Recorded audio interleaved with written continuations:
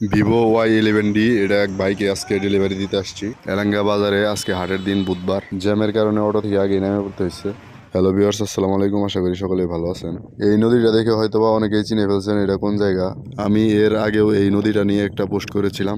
অনেক ভাই ব্রাদাররা বলেছিলেন এটা লোহজঙ্গ নদী। ব্রিজ নির্মাতাও হয়তোবা ভুল নাম জানতো, তাই উদ্বোধন সাইনবোর্ডেও লেখছে লোহজঙ্গ নদী। আপনারাও লেখা দেখে হয়তোবা অনেকে এটাই বিশ্বাস করে নিয়েছেন। এটা মূলত বংশাই নদী।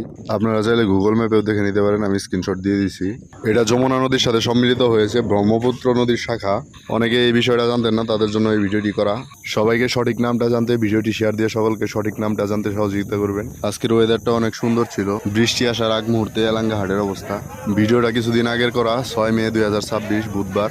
আমি আমার ফোনটা ডেলিভারি দিয়ে বাজারে একদম শেষ সীমানায় নদীর তীরে চলে আসছি পেঁয়াজি নেওয়ার জন্য। এই হাটের গরম গরম পেঁয়াজিগুলো অনেক মজাদার, সুস্বাদু। আপনি যদি কখনো খেয়ে থাকেন, আপনার কাছে কেমন লাগছে কমেন্ট করে জানাবেন। আর না খেয়ে থাকলে খেয়ে দেখতে পারেন, আশা করি ভালো লাগবে। আর দোকান থেকে বের হওয়ার সময় নুরু বারবার বলে দিচ্ছিল যে এখান থেকে পেঁয়াজি নিয়ে যাওয়ার জন্য।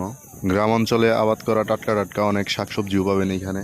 এলাঙ্গার এই সাপ্তাহিক হাটে দৈনন্দিন জীবনে যা কিছু লাগে সবকিছুই পাবেন মোটামুটি এইখানে।